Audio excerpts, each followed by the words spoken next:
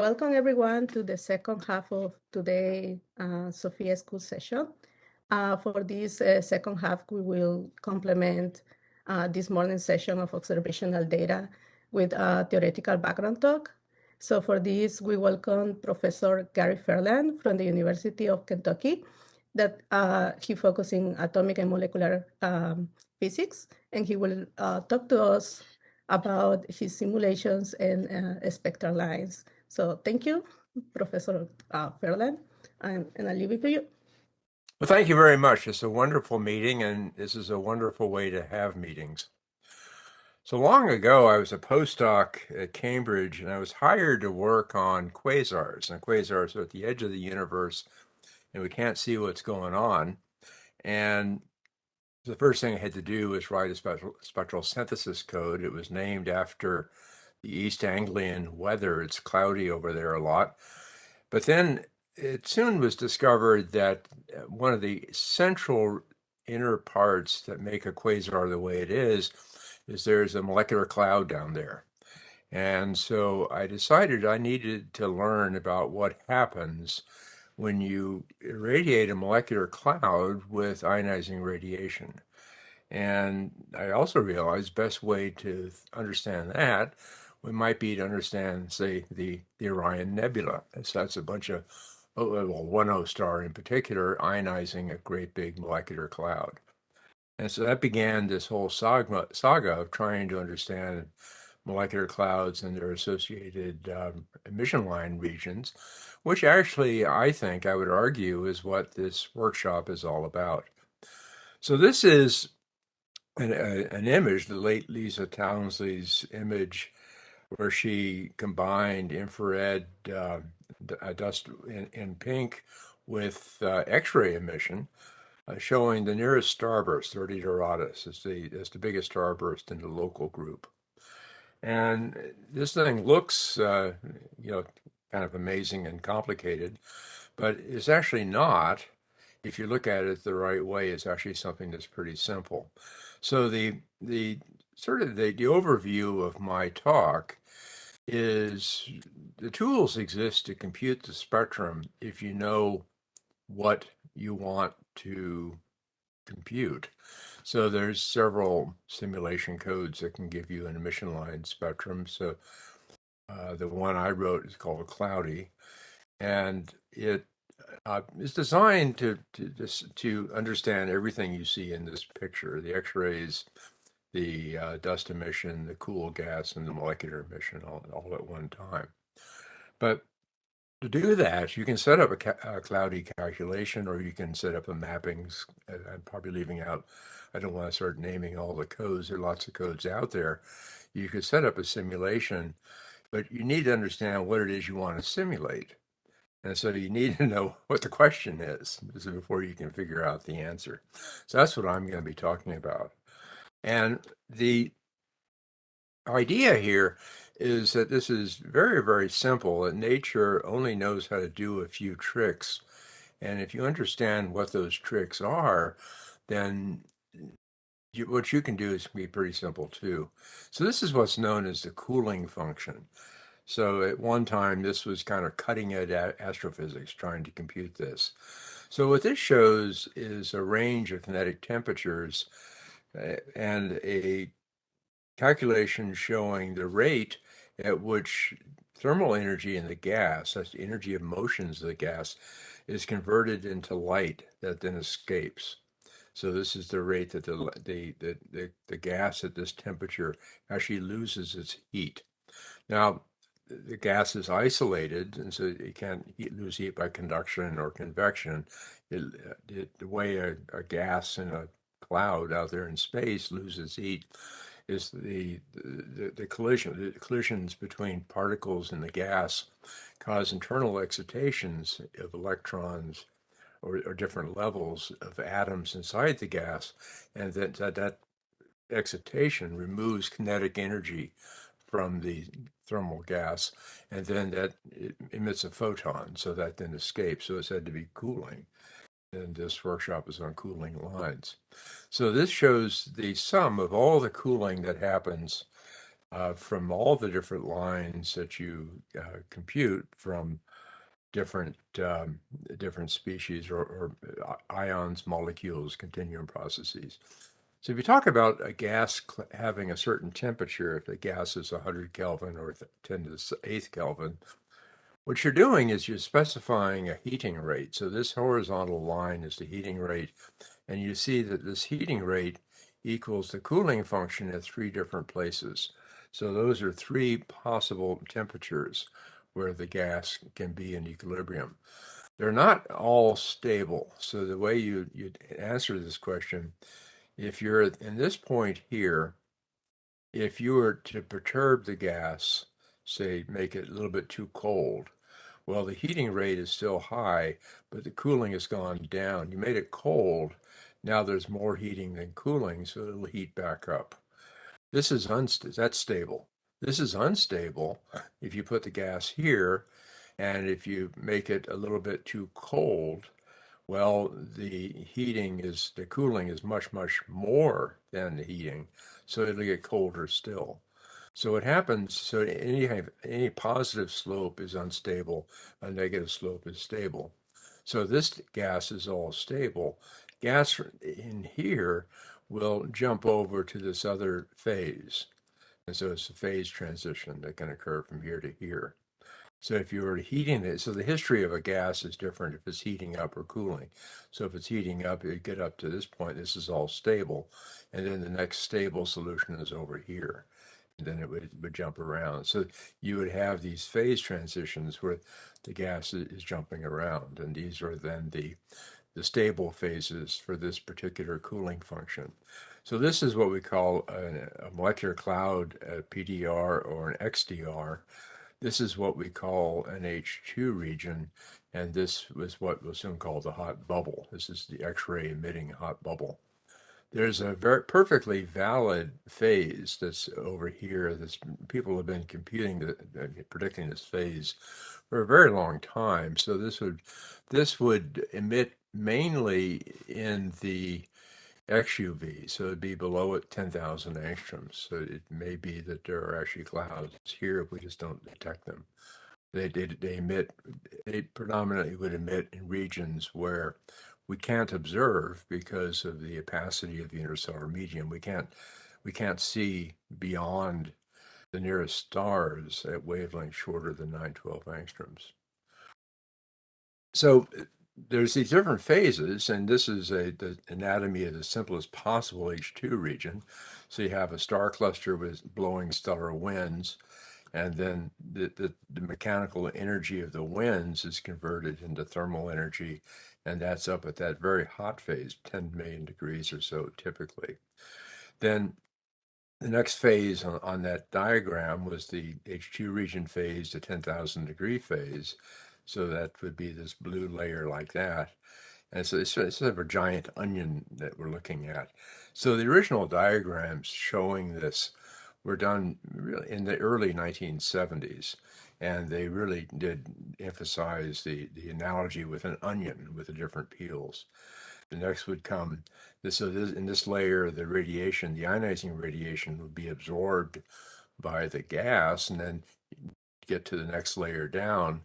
And this would then be irradiated strongly by light that's a little bit around Lyman alpha down to the Lyman limit. That's often called a PDR. When that light's extinguished and the light that filters through to the next layer would be the very highest energy tail of the spectral energy distribution. And so now cosmic ray heating and X-ray ionization are important to here. So I would call it a molecular cloud, or it's often called an XDR. So when you look at a geometry, this is back to 30 Doradus and this image from ESA. So it's the nearest starburst to us. There's a very large number of stars in this central star cluster. So it looks like a train wreck. It's just got all this junk with no apparent purpose. So it's like a Swiss cheese with a lot of holes in it. But then when you put in the X-ray image, we tend to only look at the cosmos with one particular kind of light. And if you look at it holistically with all the light that exists, you can often find it's actually simpler than you think. And so it's not actually a Swiss cheese. The cool stuff, the dust emitting layers, that does look Swiss cheese like, but you can see there's hot gas filling what used to be the voids. And then if you be as careful as you can to look at the pressures involved here, what it appears, it's not a very strong statement or very accurate statement, but there's a lot of uncertainties. But it appears that these are in pressure equilibrium. So this thing is in some kind of pressure equilibrium, which I think is the final geometry that we will end up with in many of these. So this geometry, nature is very simple. When you've got the right answer, nature uses that right answer as often as possible. And so this is not a star burst. This is not new stars. This is the other end of stellar life, planetary nebula star death. And here on the left is an HST image with, again, the Swiss cheese. There's a central star, dying white dwarf. And on the right, you've superimposed an X-ray emission. I think it was Yo Chu who did this. And you can see that the X-rays nicely fill in the bubbles that were missing from the HST image. And so it's exactly the same geometry because it's basically the same underlying physics that's controlling this. So let's figure out the geometry and what it is we have in our hands. And then the tools exist to compute the spectrum that will come out. We've got to figure out the question first. So what is an H2 region, or this layer? So I think this group is not terribly interested in 10 million degree gas. The fine physics, actually, the physics of a 10 million degree gas is surprisingly similar to the physics of a 1,000 degree gas. And electron is a pretty simple beast. It only knows how to do a couple of things. The emphasis now on the optical infrared, what you were thinking about then would be the H2 region plus the PDR or the XDR. And here again, nature is very simple. With, I don't know of any exception. So I went off ages ago to think about H2 regions in the galaxy. And this was really from the optical UV perspective. In the beginning, the infrared wasn't very good. But we know a lot from the optical and infrared, and we need to really be thinking holistically, especially today, when we can grab data from across almost the entire electromagnetic spectrum. So this is the Orion Nebula, famous Bob Odell image with Space Telescope. So here are the trapezium stars. And it took people a long time to figure out what this was. The answer is we know what it is. It's a pancake we're looking at face on. The problem that people had for a long time is they used the Copernican principle. We have no special view. And they saw the Orion Nebula and said, well, this must be a sphere. And we're looking at a sphere, and the numbers don't work out right at all. This was the famous Osterbrock and Flather paper in 1957. And we know the solution today is the Copernican principle doesn't work here. We actually are looking at a pancake that's more or less face on. On the right is an edge-on view of the same thing. This is the famous Space Telescope view of the pillars of creation. And so in both of these, we have the source, the kernel, where the material is coming from. That's this molecular cloud, which has far, far more mass than the ionized layer or the PDR that makes the light we observe. And then what's happening, there's a flow off the molecular cloud off towards the source of ionizing radiation. You can sense the dynamics of this flow if you look at the streamlines coming off M16. The same thing is happening here, although we have to study it differently. Here we can compare radial velocities of different stages of ionization. And so we see that the molecular cloud is at call that the rest frame for this complex, and we can see the gas is actually moving towards us. So there's a little bit of a paradox. The gas is blowing off from the molecular cloud towards the source of ionization that created it. So this would be referred to as an ablating layer. So this layer is being peeled off by this ionizing radiation. I don't know of any exceptions to this geometry in the galaxy.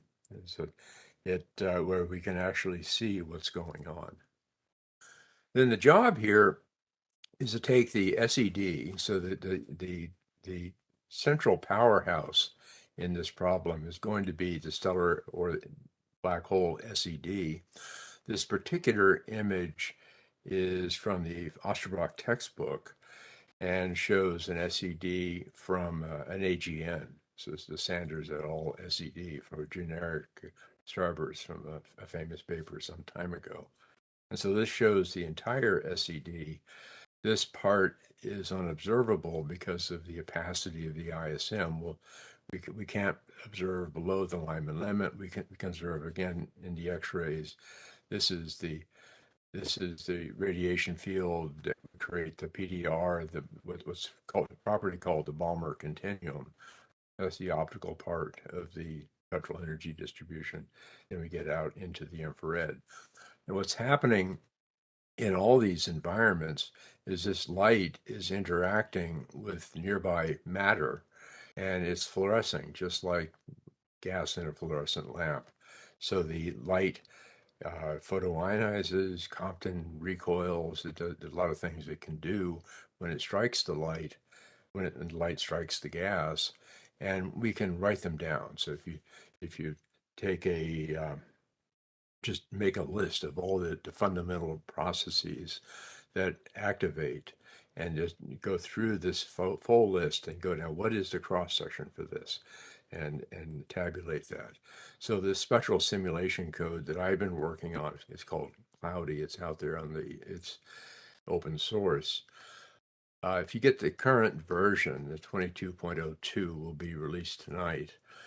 The download explodes to about 2 gigabytes. 95% of that is just the atomic data that we need to make this thing work. And so what you do is all this atomic physics, and you can then compute self-consistently with no assumptions, going back from first principles, how this light will be converted into the spectrum that we would see.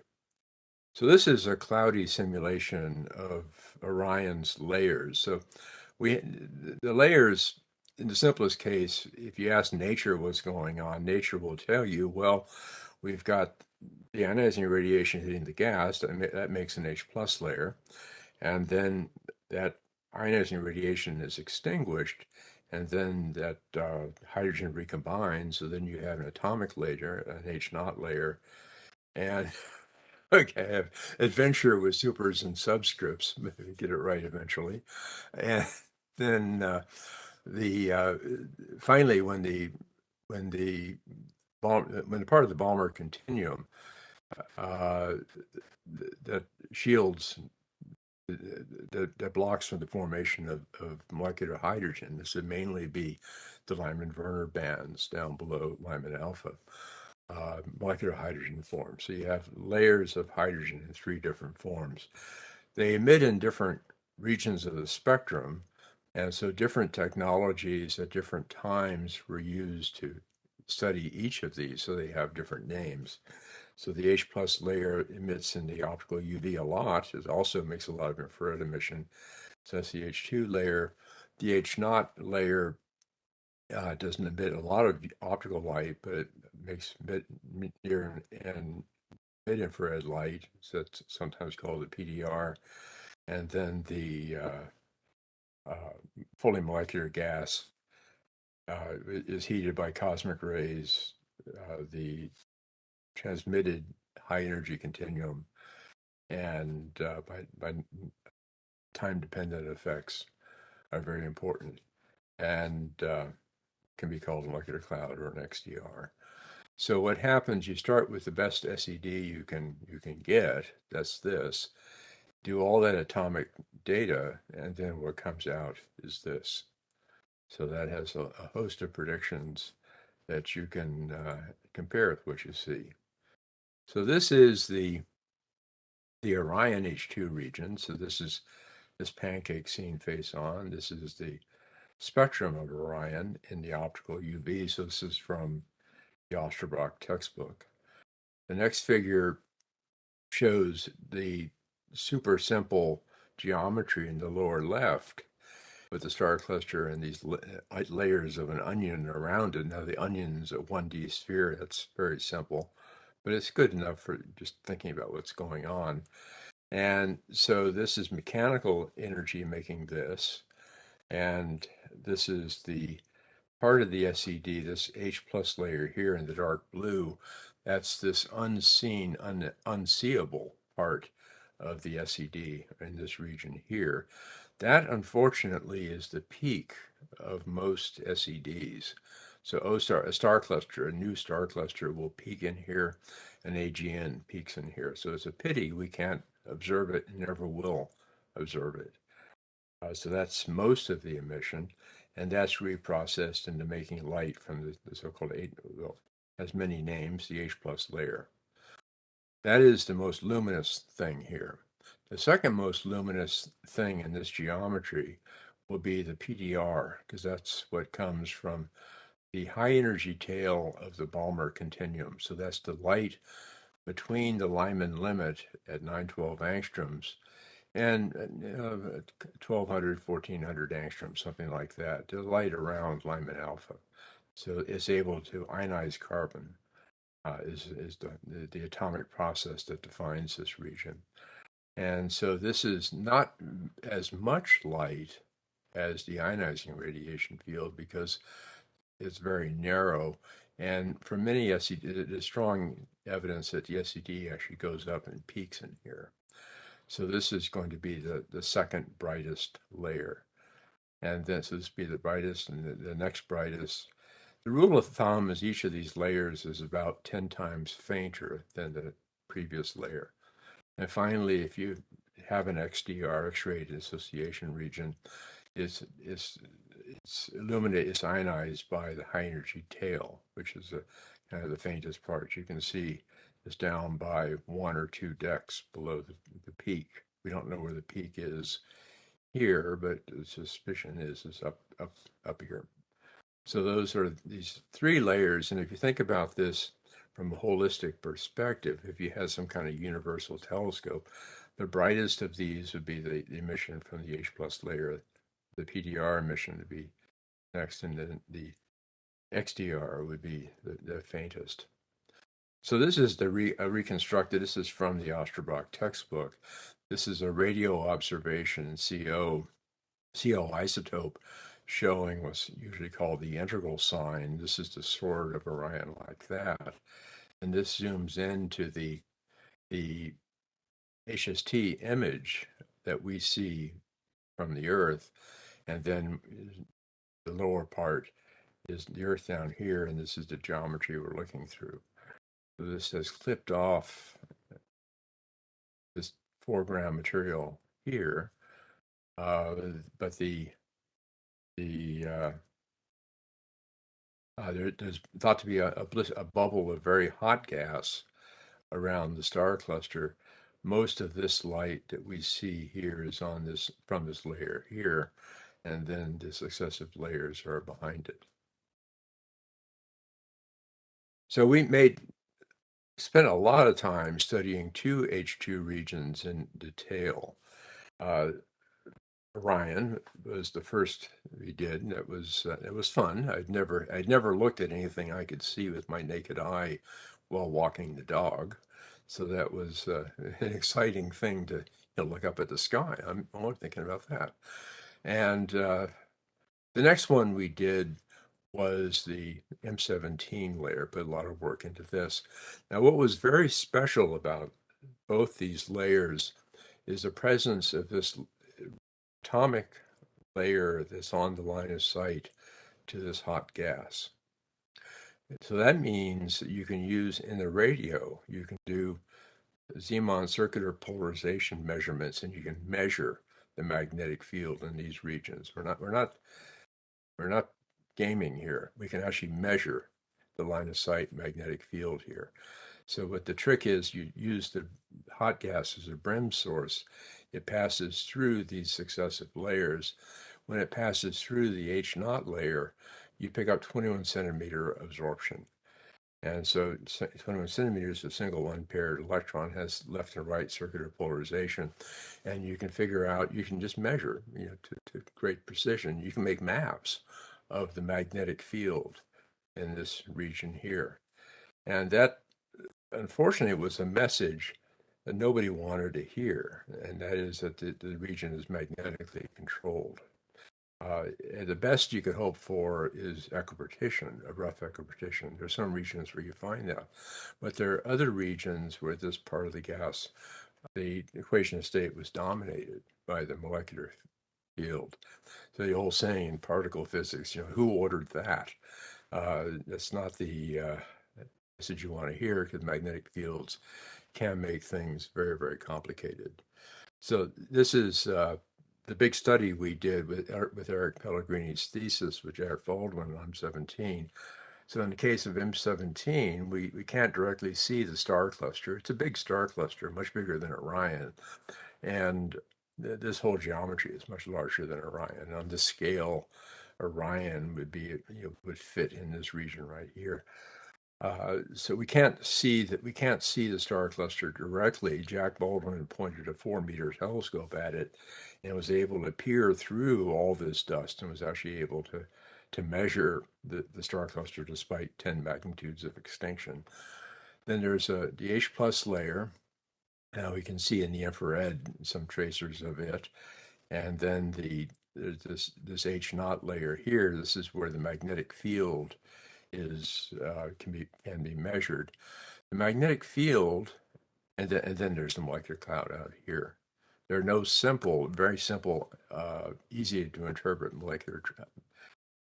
magnetic tracers in the molecular cloud. There are tricks you can do to estimate the magnetic field there. The magnetic field here is like was pushed back. The whole thing is like a thimble that you might put on your finger sewing, something like that. And the magnetic field had been pushed back like a spring. And it's a geometry that's very close to what you might call magnetostatic equilibrium, where the outward push from the starlight and the gas pressure has caused the magnetic field to be compressed and then hold this geometry back. So this H2 layer, the H sub 2, H naught, H plus layers are in a quasi pressure equilibrium where it's radiation pressure, gas pressure, and magnetic pressures that are in balance. So Eric did a number of models of the M17 PDR, and this is from his paper. And he varied the magnetic field strength. When the Zeeman measures the line of sight component of the magnetic field, not the total magnetic field. So if the field is isotropic, the correction is square root of 2, I believe. But so you have that, but you don't know if you're looking at a random field or whether it's highly directed. So these are some experiments where the magnetic field was varied. And so this is the H plus layer down here. And what you see, this is the PDR out here. You can see the entire thickness of the PDR before it. So this would be the H plus layer PDR molecular cloud.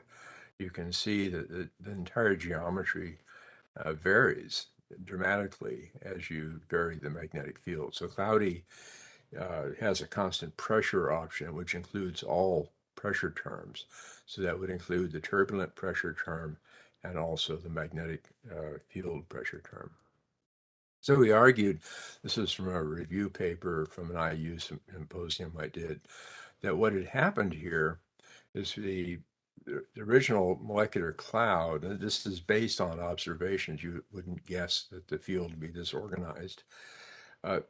Molecular clouds are something like pancakes out there in space, and the magnetic field lines tend to be orthogonal to the plane. So that the interpretation is the magnetic field controlled this gas falling down into the pancake. So the nature, if you have any kind of charge in the gas doesn't want to cross the field lines. It wants to follow the field lines and will fall down into a planar sheet. And so the best evidence where they can reconstruct the full geometry is that this is indeed what's happened. The magnetic field lines tend to be orthogonal to the geometry when you can see a simple, clean edge-on geometry. Now, if you start a starburst in the middle of this molecular cloud, stars are formed in molecular clouds, it will push back the gas, and the magnetic field lines will be drug along with it because of flux freezing. So if there's any charge in the gas, and it will be even in neutral gas because of the cosmic rays, but in an ionized gas, the field lines and the gas are very strongly coupled by just the Coulomb collisions with the field lines. And so this is in the Spitzer book. Much of what I'm talking about here is in the famous 1978 Spitzer book on the interstellar medium. So the material is pushed back, and then as it pushes back because of the flux freezing, these magnetic field lines are squeezed together. And so the magnetic field to zeroth approximation, if in pure flux freezing, if you take a chunk of gas and squeeze it by a factor of 2, you bring the field lines together by a factor of 2, so the magnetic field goes up by a factor of 2.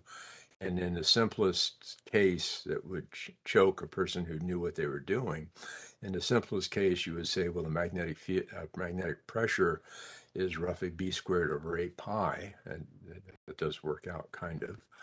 And so if you squeeze these field lines together, the magnetic field goes up with the gas density, but the magnetic pressure goes up as the square of the density.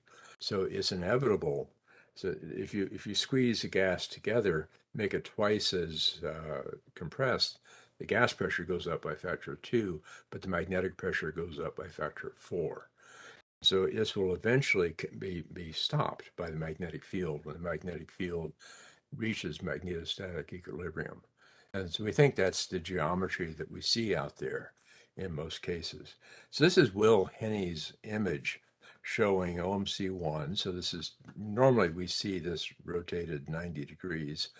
So this is the molecular cloud in CO. This is the sword of Orion, the 3 stars of the sword of Orion. And here's the trapezium. And you can see the magnetic field lines from the linear polarization, which give you the geometry but not the strength. You got to remember linear polarization is 90 degrees to the magnetic field. The magnetic field lines do appear to be up and down in this kind of an image. And then what has happened here when the Orion Nebula has formed is created something like a de Laval nozzle in the middle of OMC1. So here's the star cluster, and it's kind of a blowout headed down, although it's not the hot gas. If you could see the hot gas, what this would be, it'd be like M17. It'd be like a thimble. You could stick your finger up into this thing like a thimble, protecting the top of your finger, and the star cluster wind would have produced a very, very hot plasma in here, probably several million Kelvin. And then this is the edge of the H2 region, most of the H2 regions. This is kind of the walls of the thimble. And now we're getting an edge-on view of the PDR and into the molecular cloud. So it's actually a very simple geometry. I want to end with a couple of points.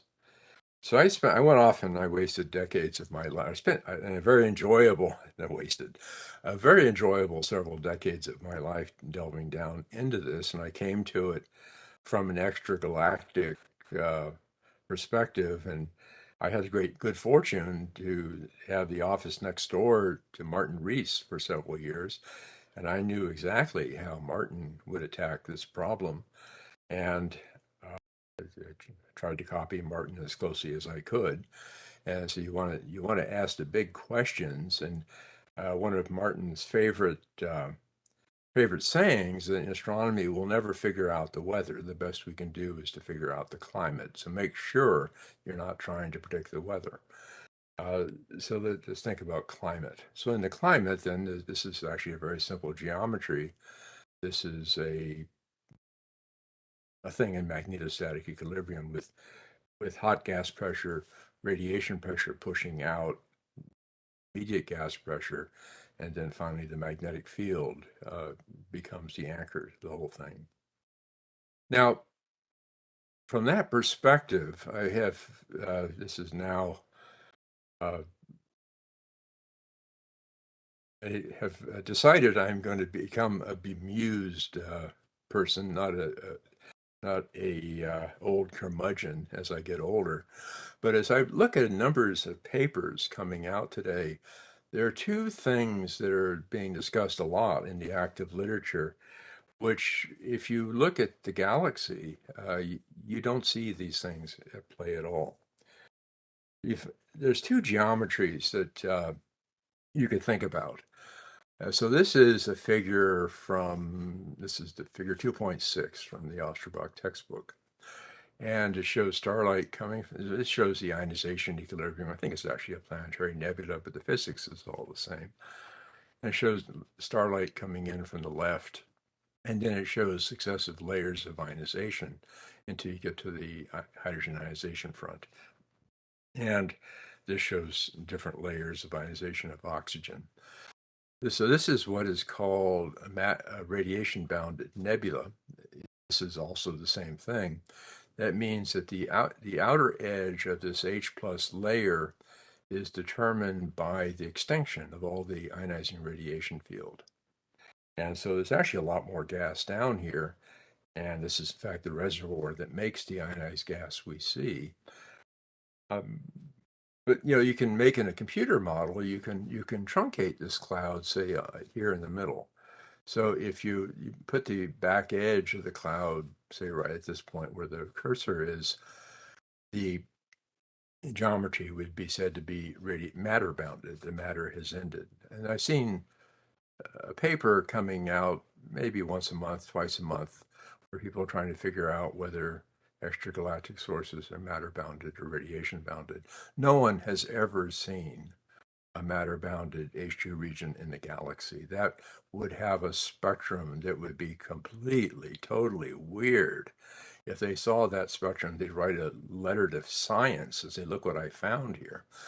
The reason is if you truncate this cloud here in the middle, you'd end up with a H2 region that had, say, O3 emission, but nothing else. It wouldn't have nitrogen 2 or sulfur 2.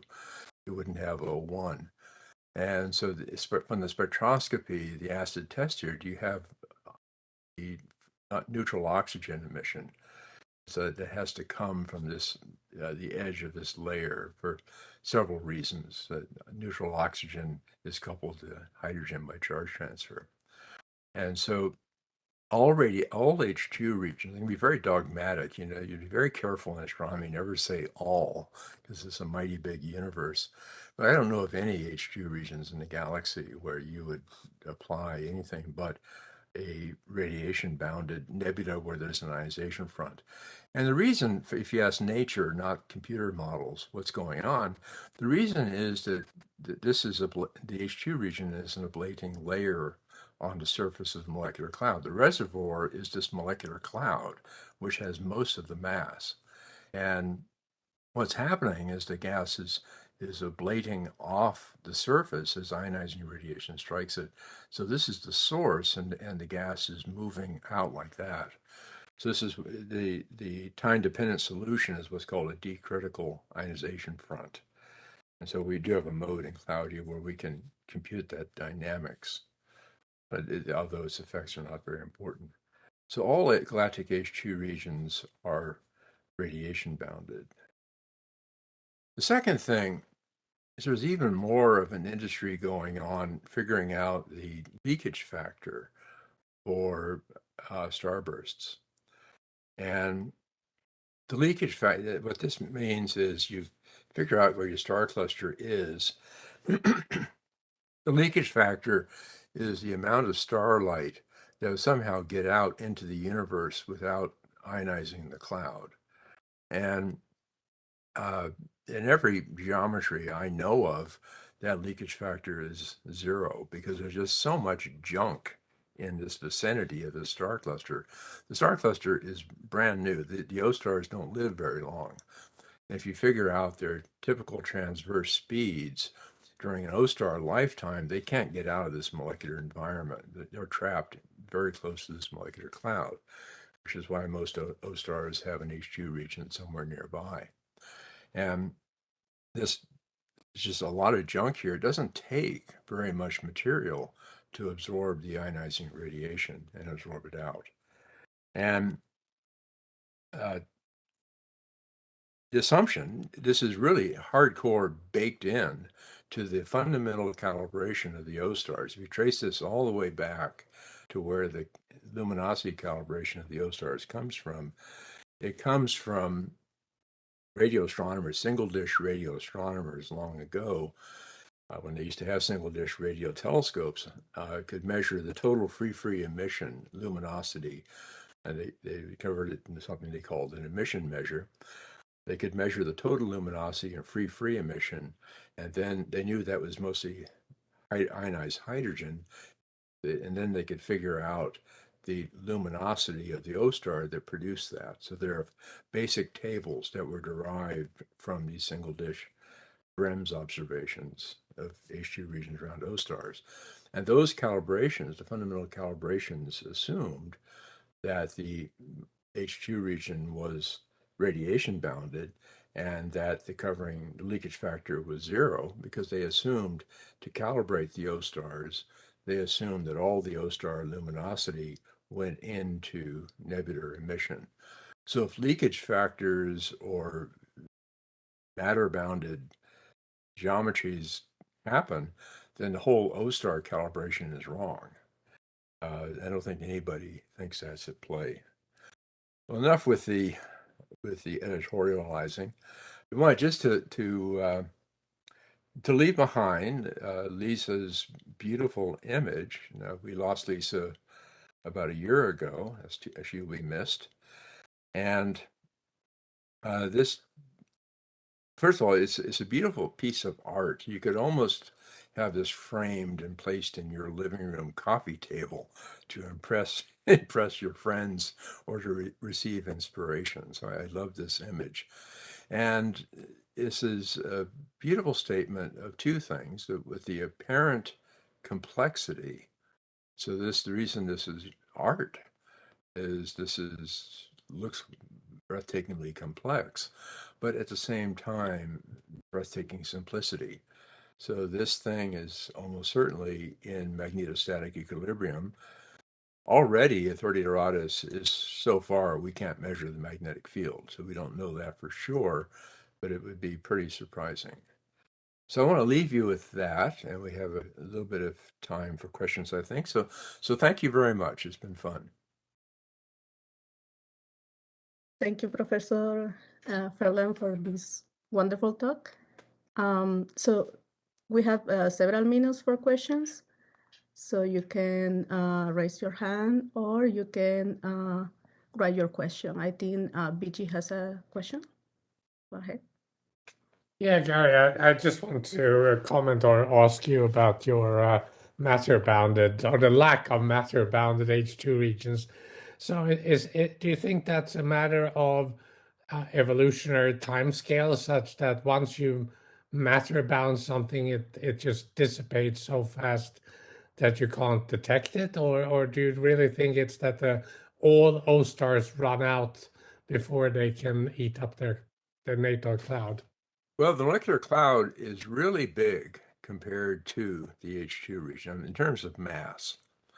So it's often said OMC1 has 50,000 solar masses. I've not been able to trace down a reference for that, but you hear that in a lot of talks. So that's far more mass than the Orion H2 region. So the Orion H2 region will sit there and ablate and not use up the molecular cloud hardly at all. So The H2 region is expanding. You know that kinematically, just looking at the radial velocities. In the case of M16, you can see the streamlines as it expands away. And so you're right. Your point is exactly right. If there's nothing sustaining it, if they're not a source, the H2 region would just expand away. And they would quickly become invisible because the emission measure, what we see, is proportional to n squared times the volume. So if something expands, the emission measure goes down and it becomes impossible to detect. So what's happening in the H2 regions we point our telescopes at is you have a source of new matter, that's the molecular cloud with this gas moving into the H plus layer. And then there is the H plus layer itself. Now, you can find regions which are a bit contrived. They're also very faint.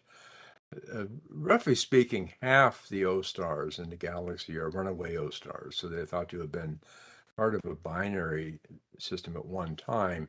And through either orbital instabilities or by supernova explosions, one of the O stars has been blown out across the galaxy beyond the galactic escape velocity. And what happens is that these things go scooting across the galaxy, and they can just by coincidence pass by a bystanding interstellar cloud. So this would just be the normal diffuse interstellar medium. And that can make a little baby H2 region, but they're almost impossible to detect because the diffuse H2 region, the diffuse gas, has density so much lower than galactic H2 region, so they're very faint. So the brightness of an H2 region is related to the emission measure as n squared times the volume. So we preferentially look at very dense regions. So I think you could imagine setting up a fully ionized cloud, but it wouldn't see it very long. It would expand and become very faint. But then you have to ask yourself, where did the gas come from in the first place? Where it comes from is the molecular cloud in the cases we've studied.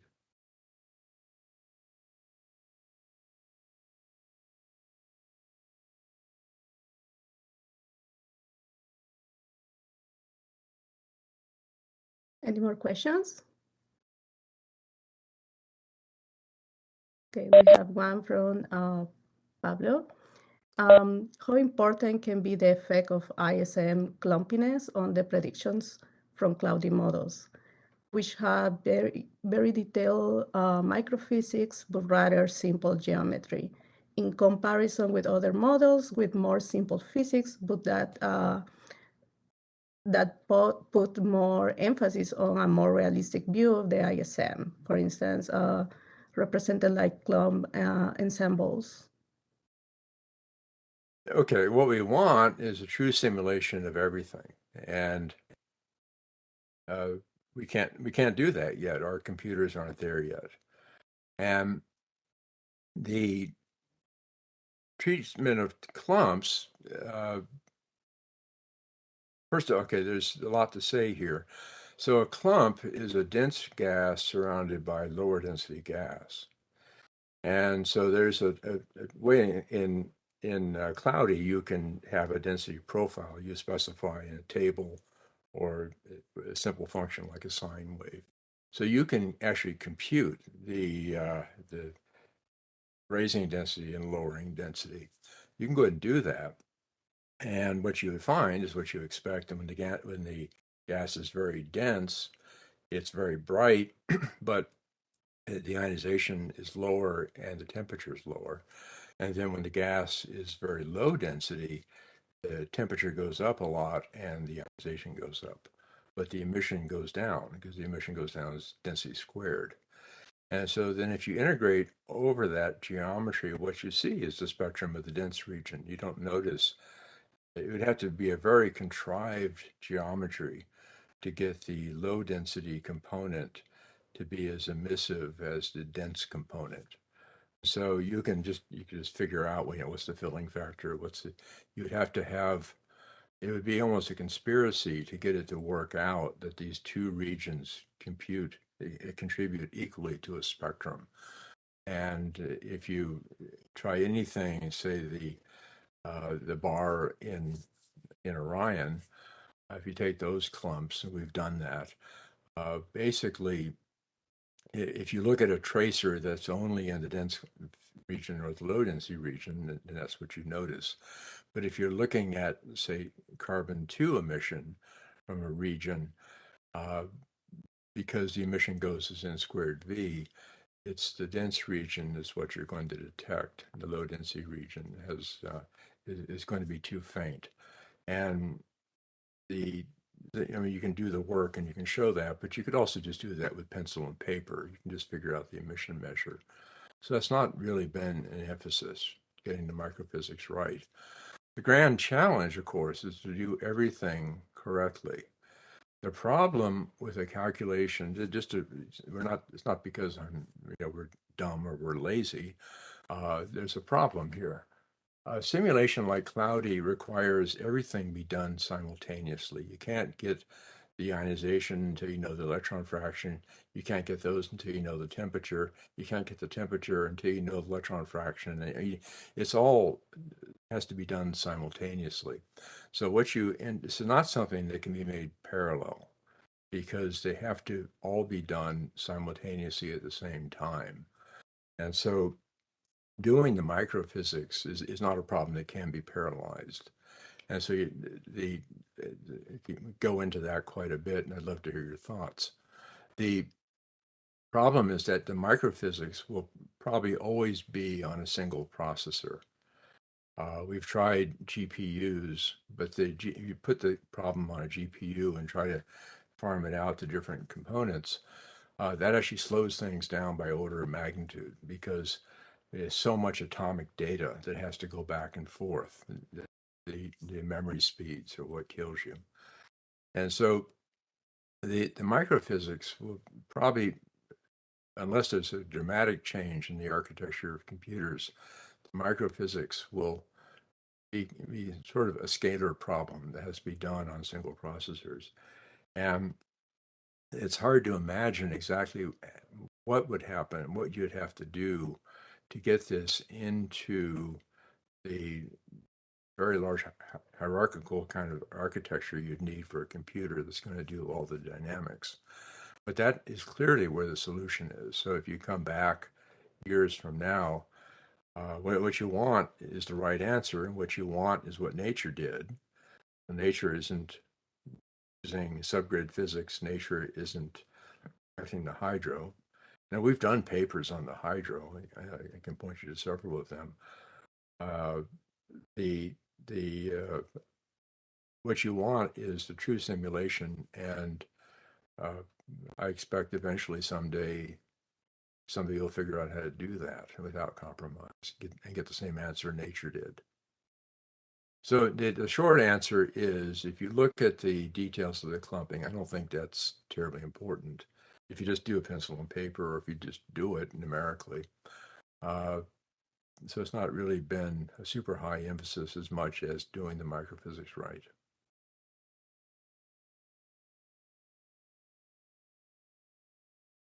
Yeah, I think I have a question. What kind of considerations we need to take in account to apply cloudy models for extragalactic sources, in the sense that basically the models are designed using galactic sources? Well, if you go to the example of what nature did, what I would do is that you're trying to approximate this surface. So this is the H2 region. This bright region is the H2 region. I'm not sharing my screen, sorry. All right, do you see, am I sharing this screen? How about that? Yeah, now we see it. Okay, so this is an edge-on view of what we see. And I would argue that all galactic H2 regions look like this if you could see them properly. Orion looks like that. I would just take a plane parallel layer and compute that. And so this would be Cloudy's intensity case. You can see there's corrugated features on the surface of this, and the star is actually off up in that direction over here that's causing this. You can take those things into account, but the corrugation here, this kind of features on the surface of the molecular cloud, you'll never know what they are. You can't know that. And so if you want to do this source, what I would do is a plane parallel layer. That's actually a pretty good approximation for Orion, plane parallel layer. And to do any better than that, you're going to need to know information we can't have. We don't know the three-dimensional geometry here. We just know what we see in the plane of the sky. And so if you accept that all H2 regions are layers on molecular clouds, and the molecular clouds are the source of the material that makes the H2 region that then flows away, then it would be hard to do much better than just assuming a plane parallel layer.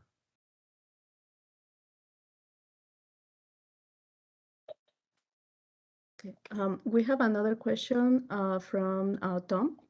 How applicable are cloudy models to regions with strong molecular features that have much cooler stars present, such as cool stars embedded in circumstellar envelopes of binary system going through the common envelope phase, which tend to have spherical geometries?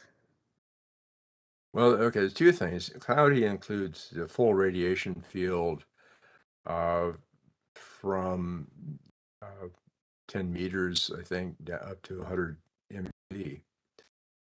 So all that light is included, and the atomic processes are all included. The light in the optical doesn't do very much. It'll heat up the dust and do a lot of other things. The thing to remember going to dense regions is much of the heavy element chemistry is based on UMIST.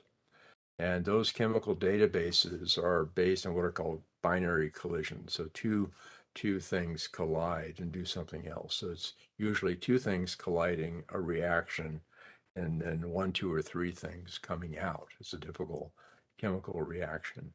When you get to very high densities, like say the Earth's atmosphere, something like that, those kind of two-particle collisions aren't so important anymore. There's more three or more particles colliding when you get to high densities.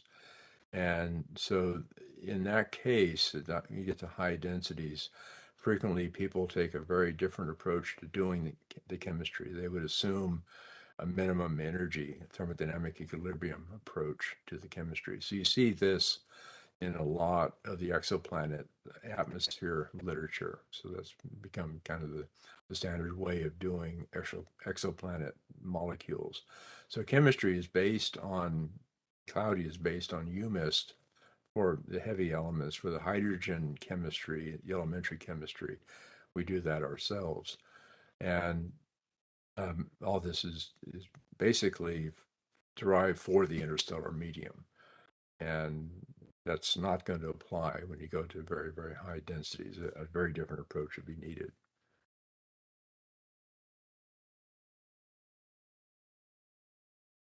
Okay, so I think we are